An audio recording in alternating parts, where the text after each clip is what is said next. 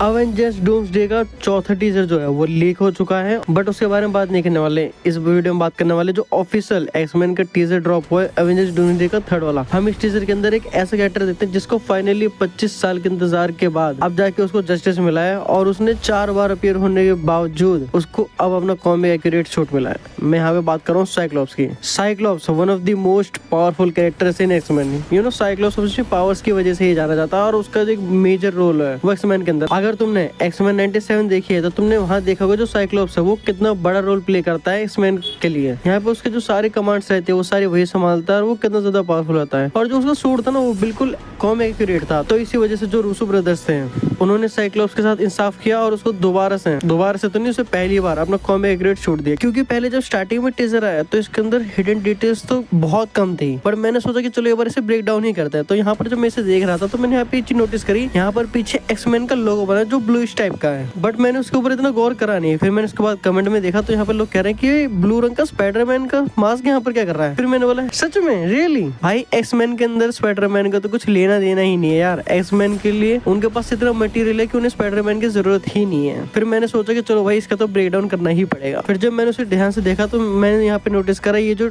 लोगो है यहाँ पर एक्समैन का है, स्पाइडरमैन का नहीं है। फिर उसके बाद यहाँ पे जो सीन है यहाँ पे थोड़े बहुत चेंजेस होते हैं, जहाँ पर हम जो एक्सेवियर मेंशन है इसके अंदर हम बहुत सारी कमियां देखने को मिल जाती है। जहाँ पर हम कुछ सीन्स में देखते हैं जो सामान है वो टूटा फूटा है, तो जहाँ पर ये एक्समैन का लोगो है इसके नीचे तुम देखोगे यहाँ पे जो सामान है वो एकदम टूटा फूटा पड़ा हुआ है। मतलब यहाँ पे जरूर कुछ ना कुछ हुआ है। हो सकता है मे भी यहाँ तो यहाँ पर दूसरे एक्समैन की लड़ाई हुई है, यहाँ पर जो पुलिस फोर्स और आर्मी फोर्सेज है यहाँ पर उन्होंने इनके ऊपर हमला करा, क्योंकि वो यहाँ पे वो पहले से ही म्यूटेंट्स से चिढ़ते हैं। उन्हें वैसे ही इनसे इतनी जलन होती है कि भाई ये जो लोग हैं ये इतने ज्यादा पावरफुल है कि यहाँ पे ये दुनिया को ऐसे ही खत्म कर सकते हैं, इसलिए यहाँ पे वो चाहते हैं कि हम ही पहले इनको मार दें। फिर उसके बाद हम यहाँ पे अगले सीन में देखते हैं जो चार्ल्स जेवियर का जो बैज रहता है यहाँ पर हम उसको लिखा हुआ देख सकते हैं। फिर उसके बाद हमें इस मिशन के थोड़े बहुत और सीन दिखाए जाते हैं जिसके अंदर जो डिस्ट्रक्शन है वो और नेक्स्ट लेवल पे, यहाँ पे जो मतलब तोड़फोड़ है वो बहुत ज्यादा हो रखी होती है। फिर उसके बाद हम चार्ल्स जेवियर की चेयर को देखते हैं जो हमने लास्ट टाइम देखी थी X-Men days of future past के अंदर। फिर उसके बाद जो अगला सीन आता है यहाँ पर हम देखते हैं मैग्नेटो को, जहाँ पर चार्ल्स जेवियर और मैग्नेटो दोनों आपस में हाथ मिला रहे होते हैं। भाई ये वाला जो मूवमेंट रहता है ये बहुत ज्यादा आइकॉनिक रहता है, क्योंकि जो ओरिजिनल एक्समैन फैन है वो जानते हैं कि जो मैग्नेटो